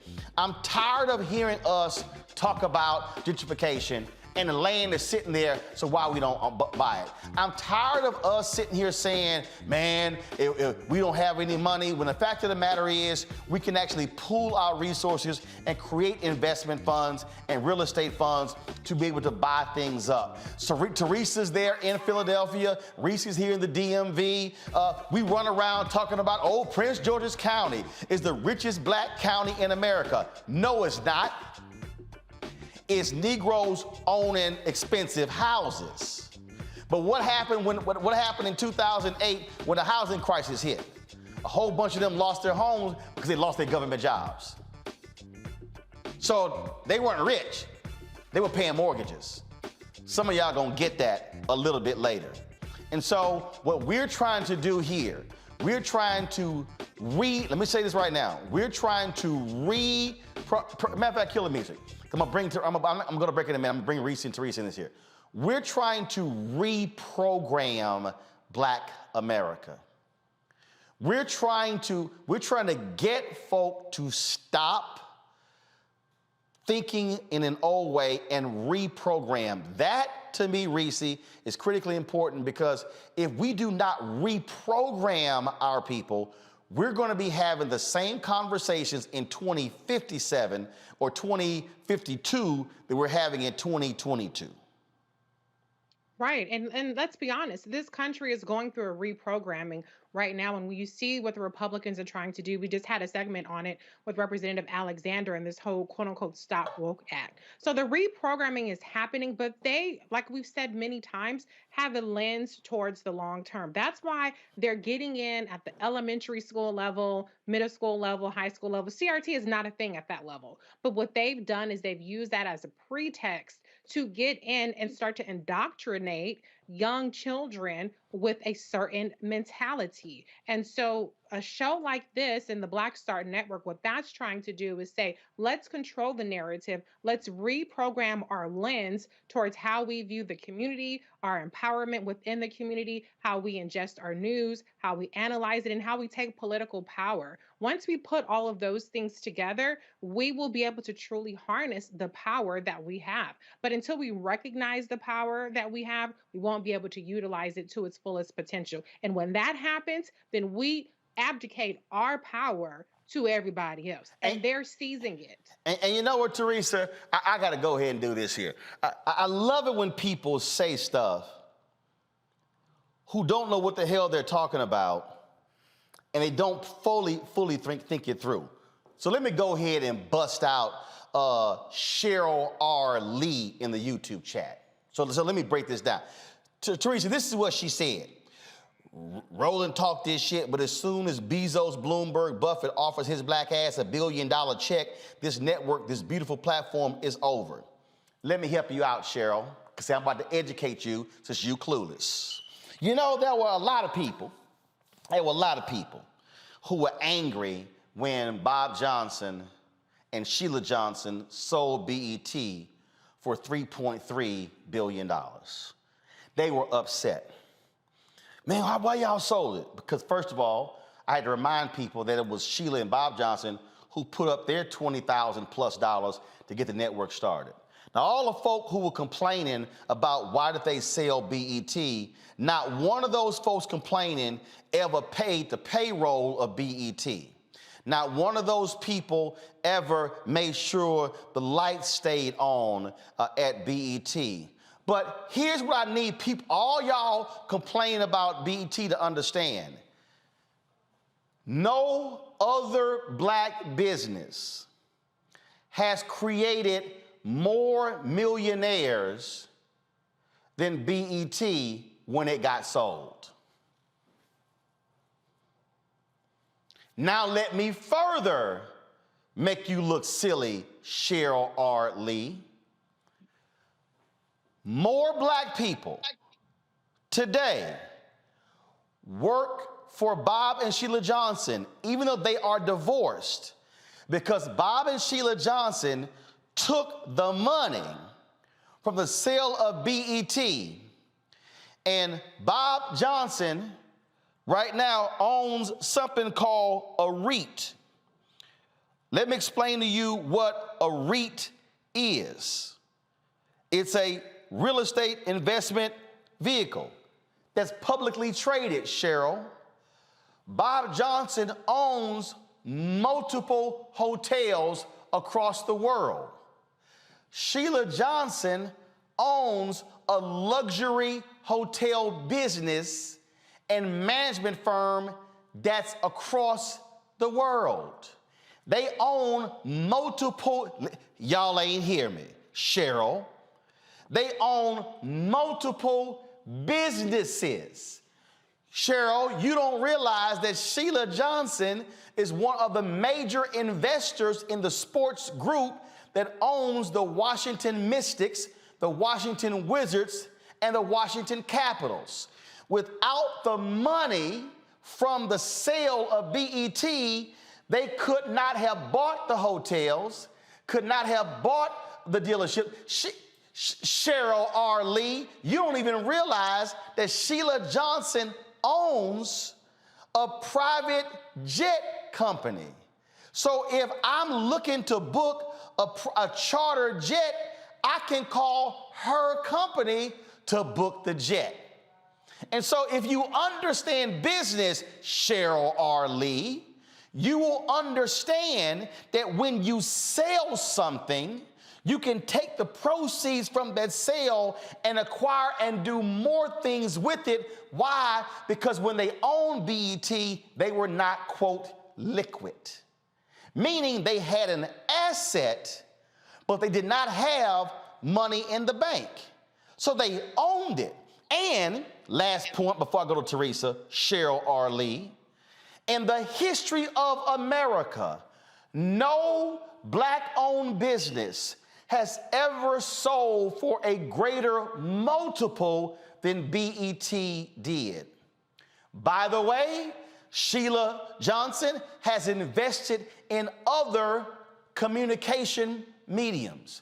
Bob Johnson created the Urban Movie Channel and other communication vehicles. So when you sitting here complaining about somebody who sold something, maybe what you should be asking is what they did with it. Then you might understand how business works in America. That is your Econ 101 lesson for today, Cheryl R. Lee. Go ahead, Teresa. Absolutely. Listen, one thing about, if we want to talk about Black and brown communities and how we further invest in those communities, one, you do absolutely have to understand the basic elements of business and growing a business. As a millennial myself and a business owner and a woman of color, I have to always think about some of my own assets and the relationships I have with my clients and understanding how we can grow some of these platforms and also generating more income for the company. The goal is, and if we use the example BET, is not to keep Black entertainment as is. The goal is to sell. The goal is to encourage others with the same impact, the same opportunity, and grow it across different spectrums, because that's how you create legacies. And that's how you create not only the narrative, but you create lifelong stories. So I think it's very important that people not only think about, just having a business or just having a nonprofit organization, but think about growing that organization. Think about the economics within it, and think about how you own some of your services and abilities, so you are in a position that companies and organizations and maybe angel investors are saying, we want to buy this business because there is something there that we can't create. So I think it's an opportunity that, we stop looking at, rental payments of, like, if you want to live in a downtown area, you're spending between, $1,500 to $3,500 for maybe a 1 to 2 bedroom. Or you can take that money and you can reinvest that into a property, and then you can own that property. And then you can start collecting rent for someone else, and then maybe go back to that downtown living and living there yourself. So I think there are little things that people can do to save. Sometimes it's not in a 401k. Sometimes it's not, waiting for the next opportunity, but sometimes it is about smaller investments. It could be smaller stocks. So I think everybody has the opportunity to do so, and the resources and the tools to do it are right there at our fingertips online. And for folk who understand, and look, I understand the value of owning media, but let me remind you, Rupert Murdoch, he sold Fox Entertainment to Disney for $71.3 billion. $71.3 billion. And gave each one of his kids $2 to $3 billion. All I'm simply saying is if we're going to have an economic conversation, let's have an economic conversation. Download the Black Star Network app, folks. Apple phone, Android phone, Apple TV, Android TV, Roku, Samsung TV, Amazon Fire, Xbox One. You also, of course, support our Bring the Funk fan club, folks. Cash App, $RM Unfiltered. Venmo is RM Unfiltered. PayPal is R Martin Unfiltered. Zelle is rolling@rollingsmartin.com. Going to a break. I'll be back in a moment.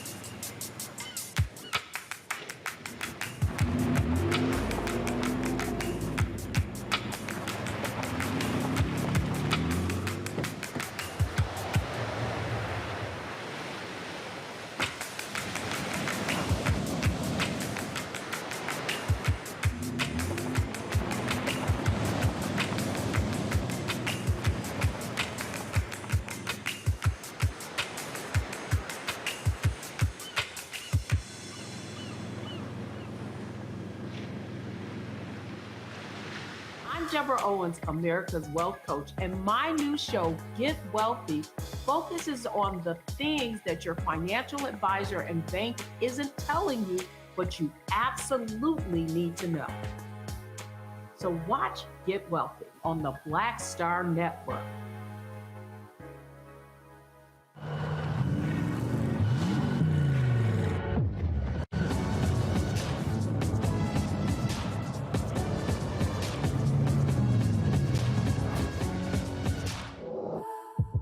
Pull up a chair, take your seat. The Black Tape with me, Dr. Greg Carr, here on the Black Star Network. Every week, we'll take a deeper dive into the world we're living in. Join the conversation only on the Black Star Network.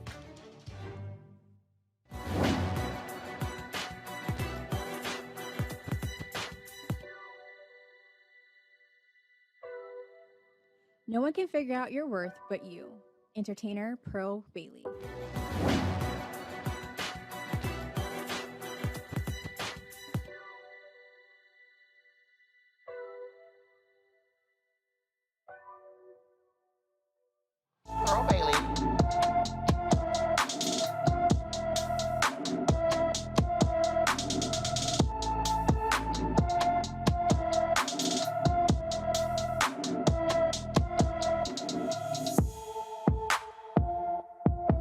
Demetria Burns has been missing from Alexandria, Louisiana since last week. 37-year-old is 5 feet 6 inches tall. She weighs 160 pounds with black hair and brown eyes. If you have any information, contact the Alexandria Police Department at 318-449-5099, 318-449-5099. All right, folks, President Joe Biden has nominated Dr. Lisa Cook to the Federal Reserve Board, the first African-American woman in history nominated to the board. Lord, the Republicans have been losing their damn mind. They mad, they upset, attacking another black woman as they do. Today, she had her confirmation hearing before the Senate Banking Committee. Here's what she had to say. I am humbled and honored to have been nominated by President Biden to be a member of the Board of Governors of the Federal Reserve System. I earned my PhD at Berkeley, served on the President's Council of Economic Advisors, and have spent decades teaching, studying, and researching economic growth and monetary policy. That's the only video y'all got? The depth and breadth of my experience in both the public and private sectors qualify me to serve as a Federal Reserve Governor. And should I be confirmed, I would be honored to work with my colleagues to help navigate this critical moment for our nation's economy and the global economy. In terms of priorities, I agree with Chair Powell that our most important task is tackling inflation. High inflation is a grave threat to a long-sustained expansion, which we know raises the standard of living for all Americans and leads to broad-based shared prosperity. That is why I am committed to keeping inflation expectations well anchored. All right, Reese, you got some of these old punk-ass Republicans talking trash, talking about, oh, how she doesn't have the credentials and she's not qualified. And then this whole deal, oh, we don't need a woke Fed. I mean, woke for many of these folks is the new N-word.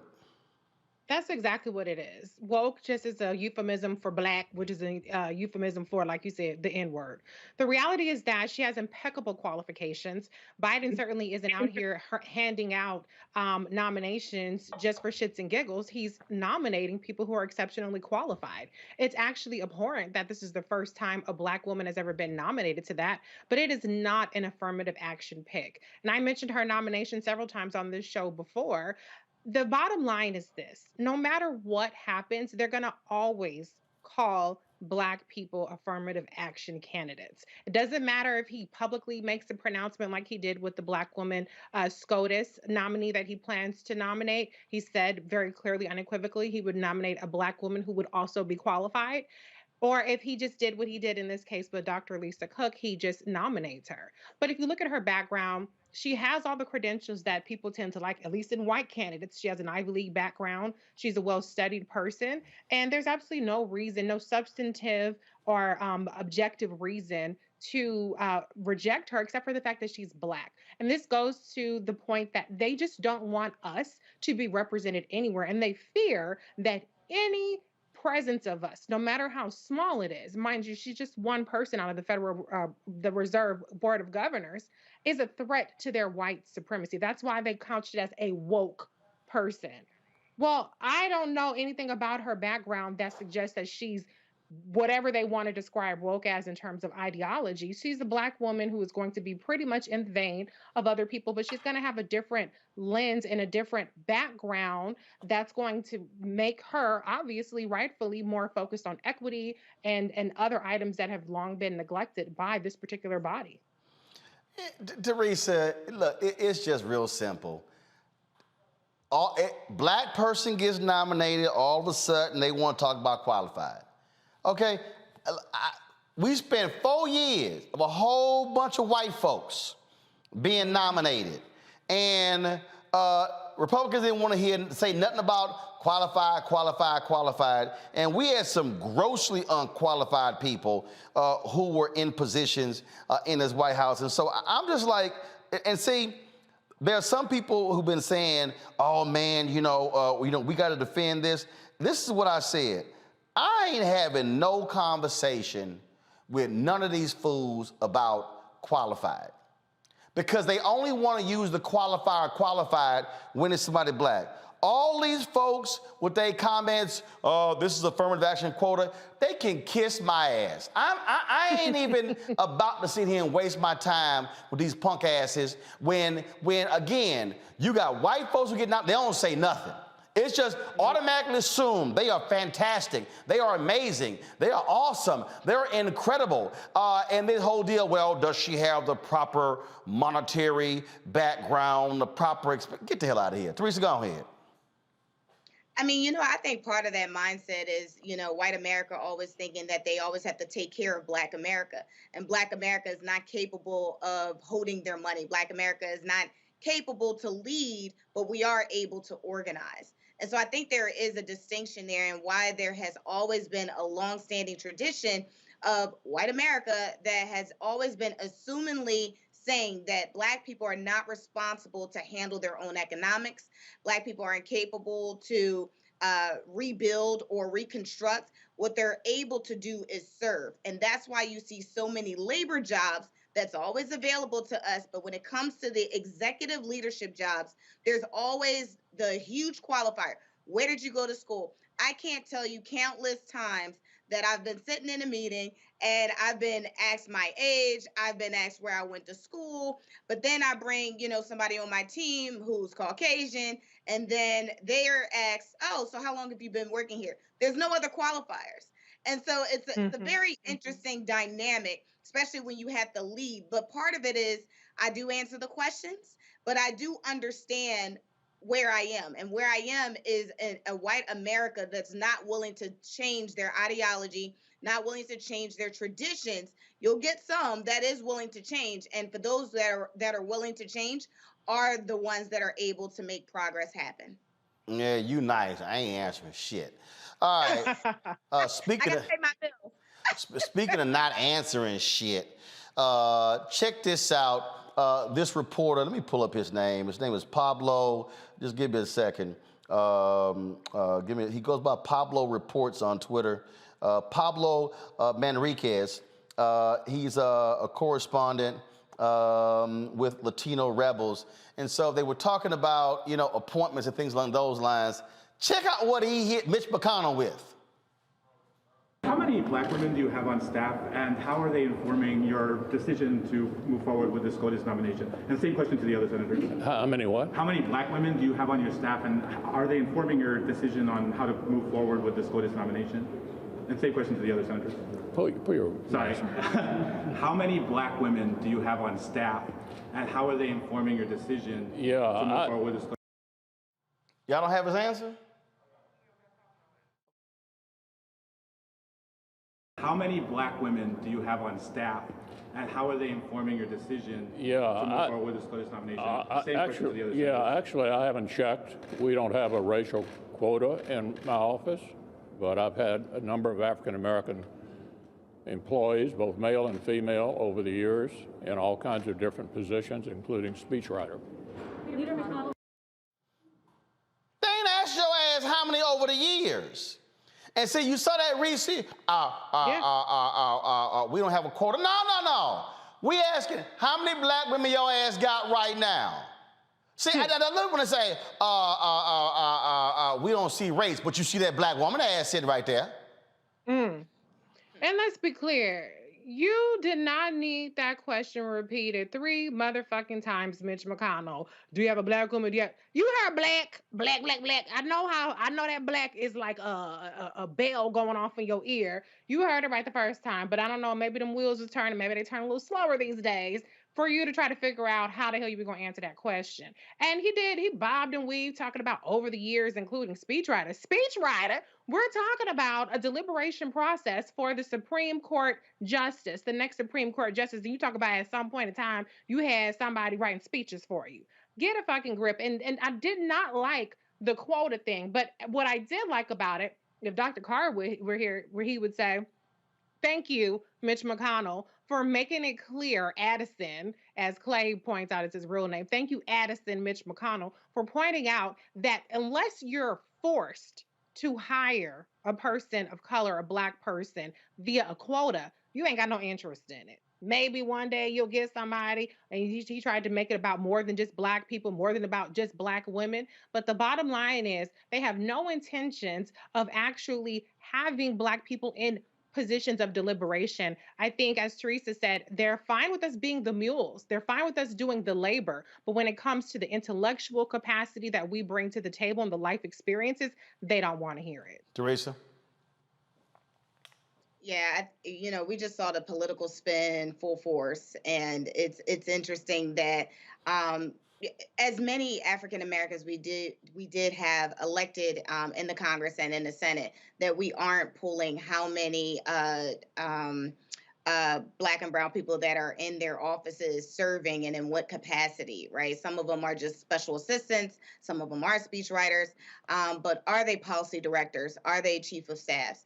And those positions are so important because as we talk about what the agenda looks like on the Republican side or on the Democratic side, if we don't have people that are from those type of backgrounds helping those see the light or helping those actually being woke, then we will never see progress happen if we, keep having these discussions about, well, how many black people are in your office? Well, they don't know because it wasn't a concern to them. So we have to keep making it a concern and making it intentional for them to put people of color in their offices. All right, folks, a murderer is now out on the streets in Chicago. Today, former Chicago cop Jason Van Dyke walked out of prison a free man. He was sentenced to nearly 70 years in prison for the murder of Laquan McDonald, but Van Dyke got out early due to good behavior. He served less than half of the term. Laquan's family and civic leaders are demanding federal charges be filed against him. In a statement, Chicago Mayor Lori Lightfoot said people should see Van Dyke's conviction as progress instead of worrying about his release. She pointed out he was the first officer convicted of a crime committed in the line of duty in more than 50 years. Really, Reese? Lord, that's your response. Progress? What the hell are you talking about? This is nothing more than evidence about how the system is really two separate sets of system, not just for black and white, but also for police versus non-police. This case and him being paroled or what released, however it's being characterized, reminds me immediately of the Julius Jones case in Oklahoma and the way that there had to be a national public galvanization just to have the governor even take half of the recommendation of the parole board there, which was to grant Julius Jones commute his sentence to life with the possibility of parole, which would have made him eligible for parole based on the amount of time served. And after so many protests and so much pressure put upon him, he stayed the execution, but he kept the life without the possibility of parole there. And he's likely innocent. There's evidence to that. Or at a minimum, he should be eligible for parole. And so the parole is another scam that's used to pick and choose who gets a second chance after they've served their time. And we see with Jason Van Dyke, this is another instance of justice not served. And it's not even what I would call accountability at this point. Teresa. Yeah, I agree with Reese. She's absolutely right. This parole board has been very interesting in some of the decision making. It's unfortunate. I have to think about, if Jason Van Dyke was a person of color, how long he would be in. 3/4 of a year after midnight being released is not saying that I've served my time. It's saying we did the public appreciation that he went into jail, but in terms of serving his time, no, we're just going to let him out after midnight with no cameras. And so again, when we start thinking about some of these state roles and some of these state reforms that we need to happen in these states and make sure that it is not only controlled, but it is continuously reviewed. There are people that have been sitting on parole boards because some of them don't have expiration dates, and they've been there since, the beginning of time. So you have people that have been there with the same mindset, with the same agenda, don't care really what the circumstances, don't care if you actually been rehabilitated to go back into the society, and they letting people out, or they're not letting people out and they're just keeping them there. So I think there has to be a total reform inside when we actually look at governor races, because, they are picking and choosing these appointments. And for those who have the same mindset of, if mindset of zero change, they will absolutely continuously do what they do. Folks, 4 men have been arrested for the overdose death of actor and producer Michael K. Williams. Federal prosecutors say Irvin Cartagena, Hector Robles, Luis Cruz, and Carlos Amacte were allegedly arrested for allegedly being part of a drug trafficking organization that sold deadly fentanyl-laced heroin to Williams and others. This photo shows the alleged transaction between Williams and the suspects. Folks, show the photo, please. That ain't it. That's not it. All right. I'm not gonna move on till y'all find it. Can we show the photo, please? Again, there were surveillance cameras that were all around New York City, and they captured this actually taking place. And so this is the last known image of Michael K. Williams. Of course, he was found dead in his apartment. Prosecutors say the 4 men charged kept selling fentanyl-laced heroin even after Williams died. Cartagena, who allegedly gave Williams the drugs, is also charged with causing the actor's death and faces a minimum of 20 years in prison if convicted. Williams, of course, was best known for his role as Omar Little on HBO's The Wire, was found dead in September in his New York apartment. The medical examiners ruled that his death was an accidental overdose. All right, folks, going to a quick break. We'll be back on Roland Martin Unfiltered on the Black Star Network in just a moment.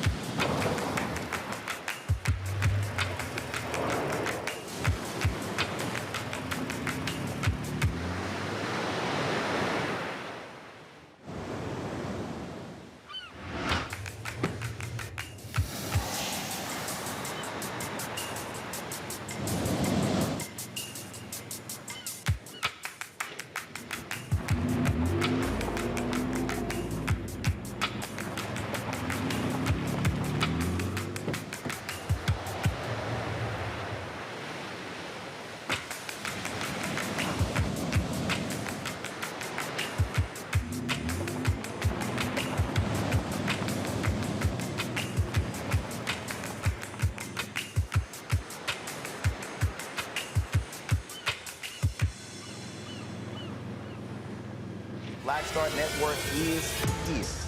Oh, no punches! I'm real revolutionary right now. Support this man, Black media. He makes sure that our stories are told. Thank you for being the voice of Black America, Roland. Stay black. I love y'all. All momentum we have now, we have to keep this going. The video looks phenomenal. See, this difference between Black Star Network and black-owned media and something like CNN. You can't be black-owned media and be scared. It's time to be smart. Bring your eyeballs home. You dig?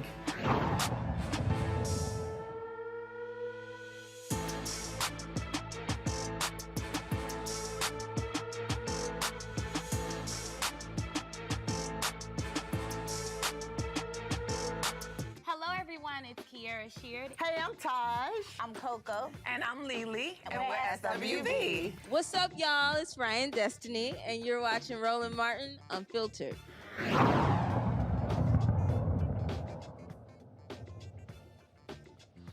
All right, folks, Whoopi Goldberg is being suspended for 2 weeks by The View after there was a discussion on the show where she said that the Holocaust was not about race.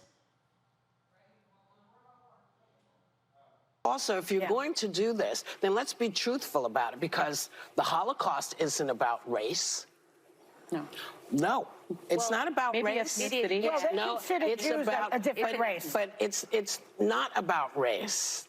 It's not about race. What is it about? Because it's about man's inhumanity to man. That's what it's about. But it's about white supremacy. It's about but going it's after not, it's Jews not about ideal race. But these are two white groups of people. Well, how do we have to black people see them as white? But you're missing the point. You're missing the point. The minute you turn it into race, it goes down this alley. Let's talk about it for what it is. It's how people treat each other.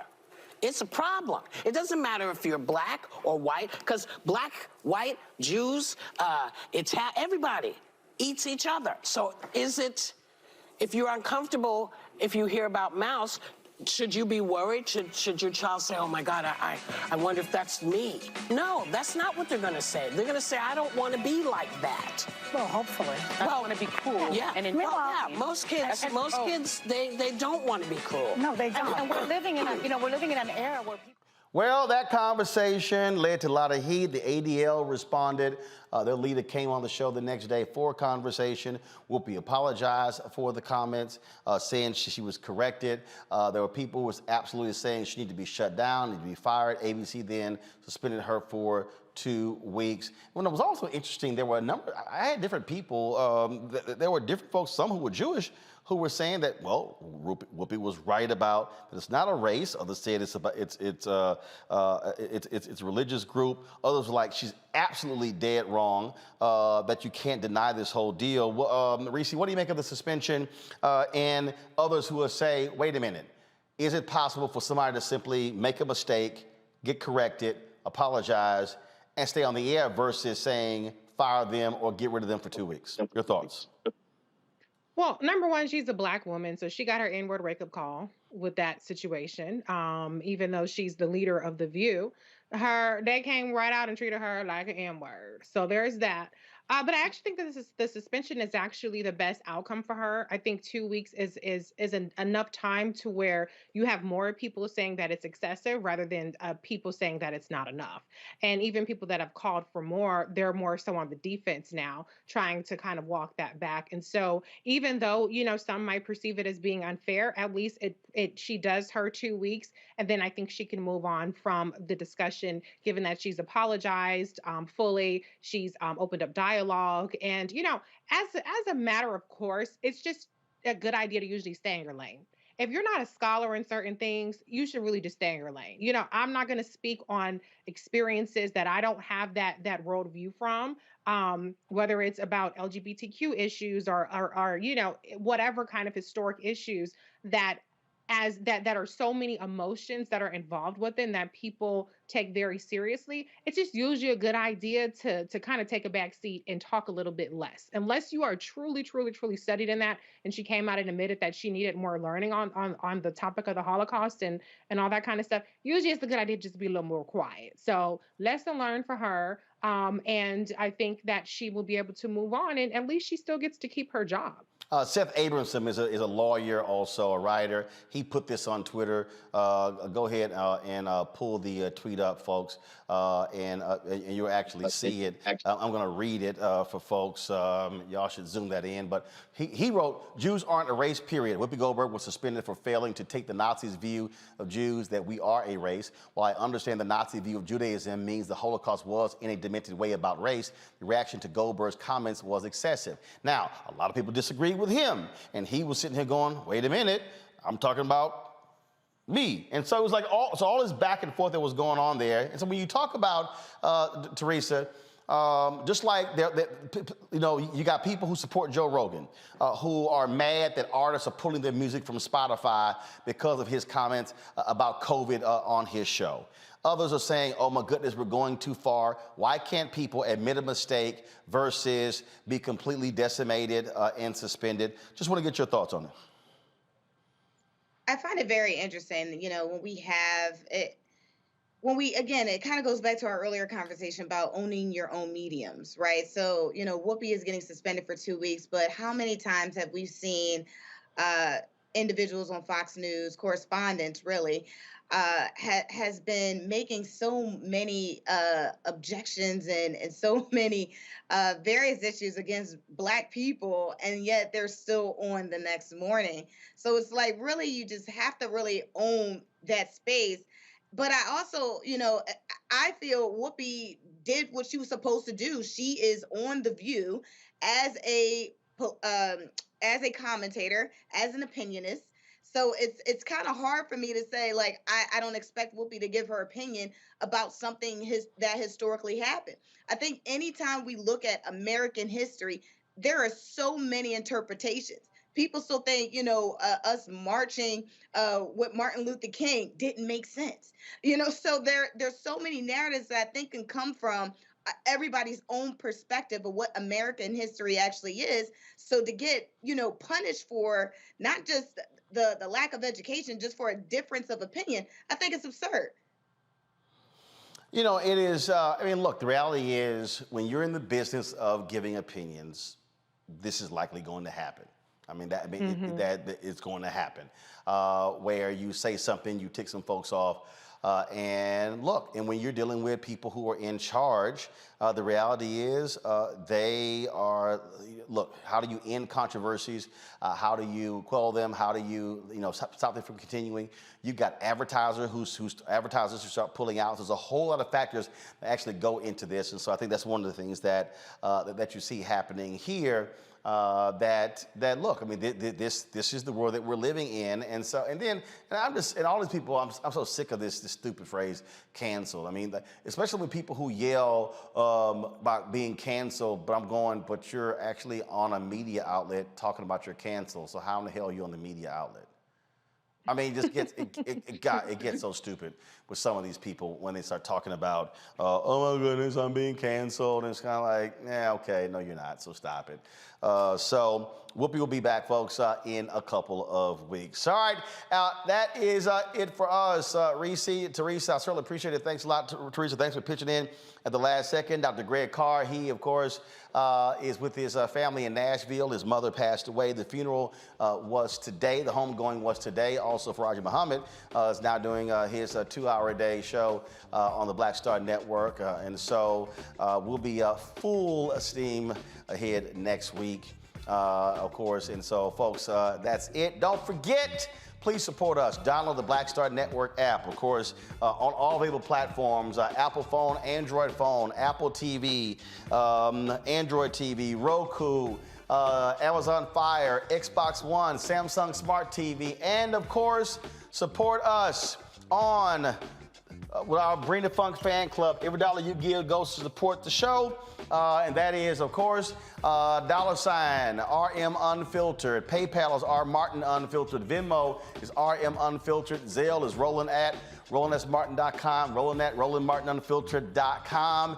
That is it. Shout out to Virginia State University. I'm rocking your shirt today with the Trojans. And this is the Southside football that Coach gave me when Grambling won the 2016 National Championship. So, Grambling, I'll see y'all on your campus on Monday. Folks, I'll see you tomorrow right here on Roland Martin Unfiltered on the Black Star Network. Don't forget, go to the app. You can watch our great programming. You can watch Deborah Owens' show. Of course, you can watch, Balanced Life with Dr. Jackie Hood Martin. You can, of course, Faraji's show as well. But tomorrow, Dr. Carr's The Black Table debuts on the Black Star Network. We're going to, of course, stream it at 11 a.m. Eastern. We'll restream it after the show as well. And if you missed my interview with Director Bill Duke, you want to check it out. Phenomenal interview. Y'all remember Bill Duke?